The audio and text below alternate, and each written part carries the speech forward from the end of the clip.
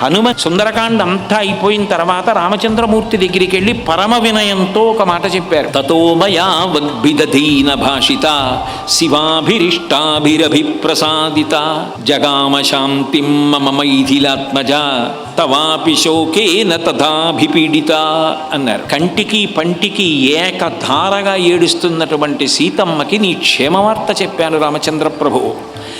ఆమె ఇప్పుడు ఊరట పొందింది. ఎంత ఊరట పొందింది అంటే నువ్వు వస్తావు, ఆమెని తీసుకెడతావని ఆమె ధైర్యంతో ఉంది. ఇప్పుడు ఆమె ఏడవట్లేదు, కానీ కొద్దిగా ఏడుస్తోంది. ఎందుకు ఏడుస్తోందో తెలుసా? నువ్వు ఆమె గురించి ఏడుస్తున్నావని ఏడుస్తోందంతే.